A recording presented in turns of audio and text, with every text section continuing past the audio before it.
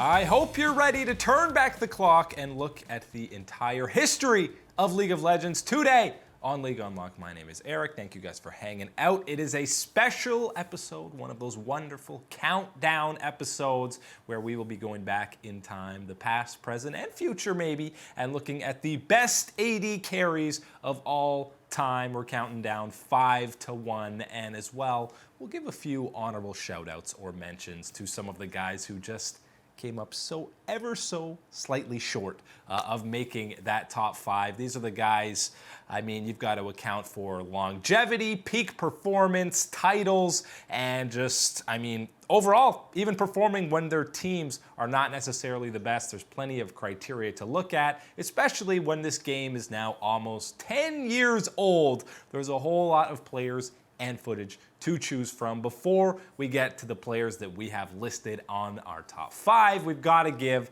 those shout outs to some of the players that are all-time greats but came up again just a little short of the top 5. And we've got to start with one of the most iconic AD carries from the early days. We're talking about Wei Zhao from World Elite, and some people might be upset, devastated that he's not in the top 5.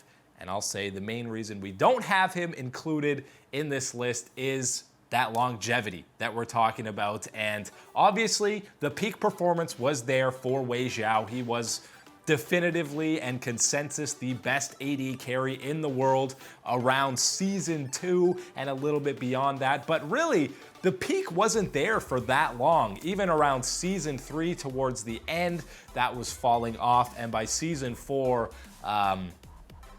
he definitely was not there as the forefront of AD carry. So the peak performance for him was definitely less than 2 years. And again, it was very early on in the competitive scene where things were not fully developed, especially the scene in general in Korea. We know that really didn't get rolling until Season 3 out there with Champions and OGN. But Wei Zhao, definitely one of the best and one of the pioneers for the AD carry position, but not quite making the cut for the top 5. Another guy who, again, an all-time great and a world champion. We're talking about Imp, who obviously him and Mata were clearly the best bottom lane in the world when they were playing together on Samsung White. But much like Wei Zhao, the longevity not quite there for Imp, even though he's had a resurgence here in 2019. And unlike Wei Zhao, he's been playing ever since he was a world champion in 2014, but the performance drop-off was definitely there, and we haven't been talking about him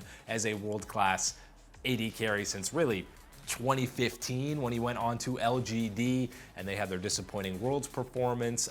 No doubt he was the best in 2014, at the very least in the laning phase with Mata, and he has been playing, again, longer, like we said, and looking better in the 2019 season with JDG, but Imp just a little short again of the top 5. And the last guy we got to give an honorable mention to is Mr. Sweden himself and the king, maybe not the king of Europe anymore, but the old king of Europe is Reckless, the AD carry Swedish superstar. And here's a guy who has been around a very long time and at the top level of the game for the majority of his career, although 2016 and 2017 Fnatic, maybe 2015 Elements, there are definitely times where you were not talking about Reckless as the best AD carry in Europe or a world-class performer, but we have seen him perform on the international stage against some of the world's very best. He's obviously dominated Europe for many, many years. Really, one of the main knocks people have for Reckless's career is he's been on Fnatic, who have had some absolutely stacked rosters and hasn't necessarily had the carry responsibility that a lot of the other AD carries have had that are actually on our list. But still, no doubt Reckless is an all-time AD carry, but not quite in the top 5. And let's get to that top 5. Starting with number 5, it's a guy who's been around since Season 1, the absolute undisputed king of North America, probably the most iconic player in North American history. We're talking about DOUBLELIFT. Everyone else is trash, except for the 4 people that are above him on this list. They are absolutely not trash. But this guy, the last 3 years of his career. You remember it was a meme early on until he got that first title with CLG in 2015 summer that he can't win anything. There was a subreddit for his trophy case because it was always empty. Well, now he's the winningest player in the history of the LCS. He's got MVPs under his belt. He's been to almost every single world championship, even though, you know, the elusive getting out of groups hasn't quite been there for him. He's got the most kills in LCS history, most pentakills of anyone who's ever played in the competitive scene. And even way back in seasons 2 and 3, when CLG were not necessarily a top tier team, even within North America, it was always Doublelift that was the featured carry on this squad. He was always performing at a high level. And again, even when CLG internationally were not competing, he was looked at as a world-class AD carry, and that has been the case for pretty much the entirety of this man's career. He's done nothing but absolutely decimate opposing bottom lanes in North America. Doesn't matter who his duo partner is, whether it was Chouster, Afromu, Biofrost, Ole, or Core JJ. He has completely destroyed, and he's destroyed on multiple teams. He's got LCS titles with CLG, TSM, and Team Liquid, and he just has so many iconic series-shifting changes within North America. And in the latter half of his career, when most people, maybe you're thinking about being completely washed up and, you know, the peak of their career performance being over, well, the last few years of his career is when he's truly showed up on the international stage, even when other players on his team have decided not to at said international events. He has performed against the world's very best and shown why he's been regarded as a world-class AD carry for so many years. He was talked about in the same conversation as Wei Zhao way back in Season 2. Yes, he was behind him in the AD carry power rankings way back then, but all these years later, we are still talking about Doublelift as a world-class AD carry, which is the reason why he is on this list ahead of someone like Wei Zhao. Doublelift, keep doing you, man. He could probably play in North America and still be stunted on bottom lane 6-7 years from now, well into his 30s, because when it comes to North America and bottom lanes compared to him, everyone else really is trash. Coming up after the break, we head to some of the LCK gods. It's all about longevity and titles for the greats from Korea.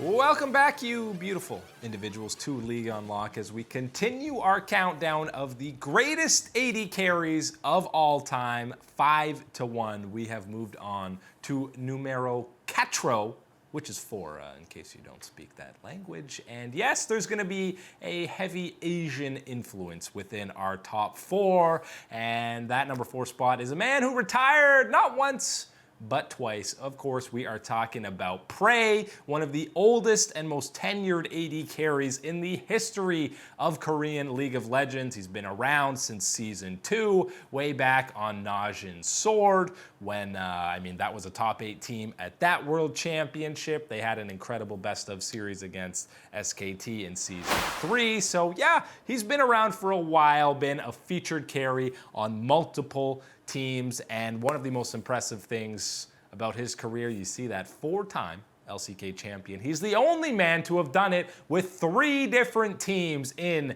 Najin Sword, the Rocks Tigers, and of course Kingzone, or actually Longzhu when they were winning it. So he doesn't matter who he's playing with. Now, 2 of those were, of course, with Gorilla in that bottom lane, but it doesn't matter the meta, doesn't matter the champions. This man adjusts and is always one of the most consistent and best performing bottom laners in the entire world. Of course, most known for his Ashe with that disgusting almost 75% win rate on that champion, and some of the best highlights of his career, of course, came on that champion. And I feel like, I don't want to say Prey is an underrated all-time player, because he is almost always talked about and recognized as, but he's never really been the best or talked about as the best. He's just always there as a consistent top 3 AD carry at the very least within the LCK. He's played on some, not so great teams, even on Longzhu before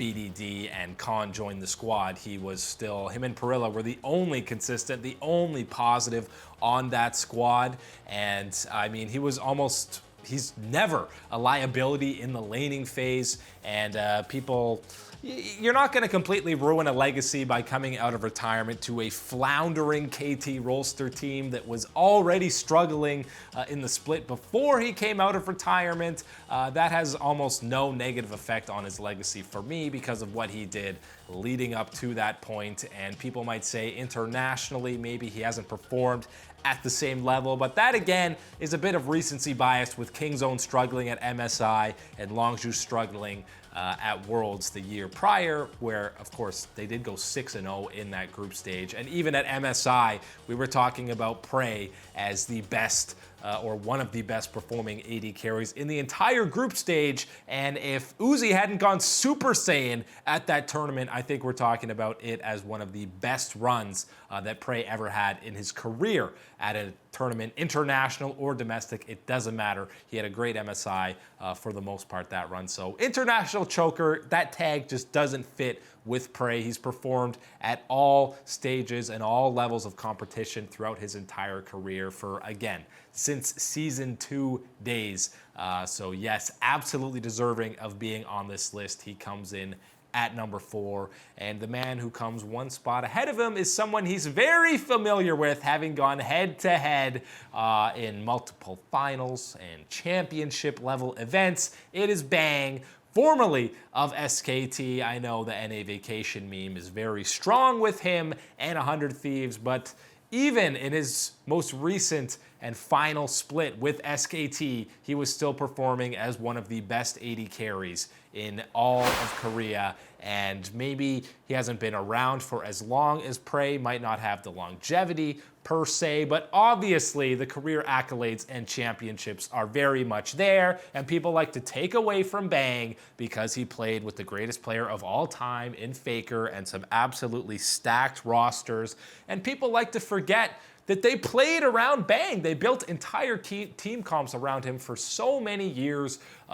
Faker loved playing Lulu with him, and because of that, I mean, 80% win rate on 3 different champions, all with at least 25 games played, is absolutely insane to have as a record. Obviously, again, all the championships are there. He was on SKT's sister team before he joined the main SKT roster when he replaced Piglet way back in 2015 when they came around. And of course, when they made all those substitutions is when the giant of SK Telecom truly came online. International events are the performances you remember best out of Bang, whether it was MSI events or the World Championships. You saw that 71 KDA. He only died once in the entire group stage in 2015, which is absolutely disgusting. Anytime he was put up against either of equal skill set bottom lane or a much weaker one, he was completely either going even at the very worst or completely destroying it, and team fighting is what we truly remember him the most for.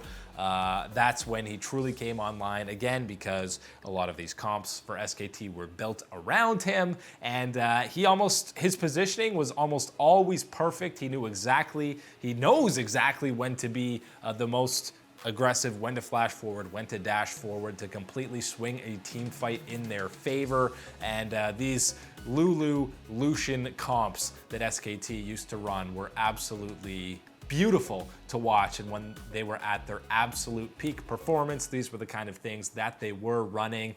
Don't take away from Bang's entire career just because he played with Faker. There was at least 1 to 2 year stretch where peak performance wise, you were absolutely talking about Bang at the very least in the conversation for best AD carry on the entire planet, and that extended for the majority of SKT's incredible run. And even 2017 Worlds, people love to say, yes, Bang may have cost them another title because in some of those games he had terrible performances by his standards in that Ardent Sensor meta, but he bounced back in 2018 and was far and away from the main liability from SKT's struggles in 2018. No doubt in my mind that Bang deserves to be on this list and will continue to be looked at as one of the best AD carries in the history of League of Legends. Coming up after the break, we are on to the top 2, and both of these guys, you could probably make an argument to be the best AD carry in the history of the game. Have no fear, everybody. We are back here on League Unlock as our top 5 AD carries of all time countdown continues. We have reached the top 2. Doublelift was 5, of course. Bang was number 3, and Prey was number 4. I don't know why I read them out of order, but that's just how we decided to do it. The top 2, obviously, these are... I feel like you could make a case for either of these guys to be number 1, maybe, but obviously we sided with the man who we did put number 1. Number 2 is the alpaca himself. It is DEFT, the king of both China and Korea, dominated in 2 different regions. And again, the criteria we're talking about today, you've got longevity, peak performance, career accolades, titles obviously falls under that, and then performing when your team is not performing well. Well, DEFT, has completely destroyed multiple regions on multiple different teams. He's a champion in Korea and both China, and it's been going on for a long time. Since 2013, we've been talking about this guy who has basically never gone under a top 3, top 4 AD carry on the entire planet throughout his entire career. Just think about that for a minute. Since 2014, he's always been there in the upper echelon. The only player in the history of the game. We were bragging about some players having 1,000 kills in certain regions. This guy did it in 2 entirely different regions. He has 1,000+ kills in the LPL and 1,000+ kills in the LCK. That is absolutely insane. He won an MSI with EDG, and he might not have the World Championship results that some of the other guys have on this list, but he's still been there at the event and has not been a main liability. Maybe that 2015 EDG, he didn't perform to the level you were expecting, but overall, incredible consistency out of this guy. Either he's on a super team and he's happy playing back and letting other guys carry, or he says sometimes, give me the jinx, where he has a 90% career win rate on that champion with almost 40 games played. That is absolutely disgusting to have, and probably one of the most insane champion statistics that we have in the history of the game. Even crazier than some of the Rise and the Blanc numbers that we have out of Faker. Def's jinx, whenever he brings it out, you know it's almost a guaranteed win. And I mean, this guy, some of the plays he's made throughout his career fall under the radar in absolutely huge moments. That pentakill with Sivir that you saw was a Game 5 in the LPL for the Grand Finals. He's made plays against Griffin, again in the Grand Finals. The bigger the game gets, then the better that Def seems to play when the stage is at its absolute greatest. And I've loved seeing on Kingzone when he came in on 2019, he clearly realized that he needed to be an even more featured carry than some of the other rosters that he'd been on, such as KT roster that had so many stacked players on that team.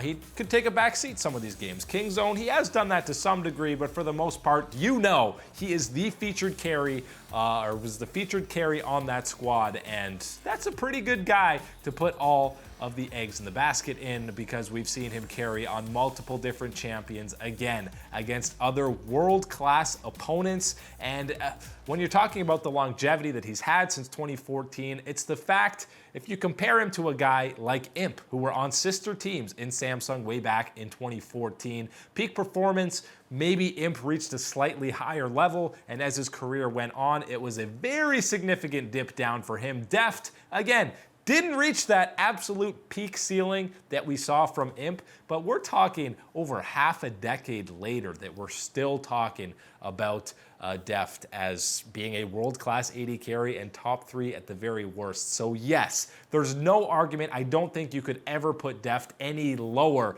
than number 2 on this list. He deserves at the very least lat. The problem for him is the number 1 guy is, of course, Uzi from RNG, who has been...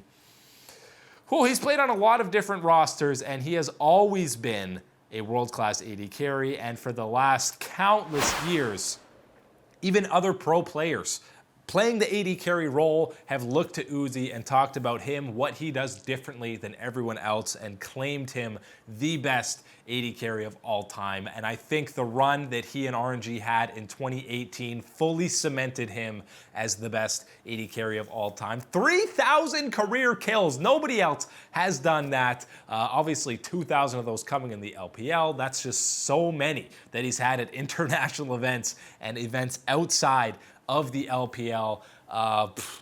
The regular season is not where this guy makes his bread and butter in the LPL. We know he consistently takes time off for different injuries. He's dealt with back and shoulder issues throughout his career. But whenever playoffs roll around, it doesn't matter what his team is in the standings, because you know when he's back and ready to go for those best of series, RNG will be an absolute threat to win the entire event when this man is on the Rift. And you remember the early days of his career in 2013, 2014, the Season 3 World Championship was when his main coming out party was, as a very young man who wasn't even old enough to be playing in the LPL yet, when he hard carried a team all the way to the World Championship Finals, and then did it again in 2014 with 4 entirely new players. That's right, the roster completely changed for that RNG and Starhorn Royal Club, and he went to back-to-back World Finals. He's the only non-Korean player to be in back-to-back finals. Yes, he didn't win either of them, but that still to this day remains the most impressive feat of his career for me, is taking 2 entirely different squads to the World Finals. And both of those squads, I think, preseason tournament odds had no business getting to the finals, and it was all about Uzi. That's all anyone was talking about coming into those games. He was the clear carry on these teams that completely overperformed at the international events. And then finally, when he got surrounded with more star players and the RNG roster of 2018, even playing with Mata in the bottom lane. Once he was linked up with Xiaohu, you could clearly see, okay, well, now the accolades start coming, the team championships, the LPL titles, and the international recognition started following after that. The 2018 MSI run, I think that's the most dominant performance that we've seen at an international event, maybe ever. And I'm talking more than Faker or Marin or Bang at those world championships in 2015 and 16. 2015, SKT only lost a single game at MSI. So as a team, yeah, that's the most dominant run. But as an individual player, I think that run through MSI in 2018 by Uzi remains the best individual player performance that we've seen at an international event, because it didn't matter what the gold deficit or anything. It didn't matter the game state whatsoever. As soon as Uzi was getting 3 items on literally any AD carry in the game, you know that RNG were going to be favorites to win that event, and that's exactly what they did, dethroning Korea at the Midseason Invitational again. Uzi deservedly comes in as the #1 AD carry of all time, but him and DEFT, I think, are a tier above the rest of the marksmen of all time. That's it today for League Unlocked. My name's Eric. Thank you guys for hanging out for this special countdown. We'll catch you on the flippity flop.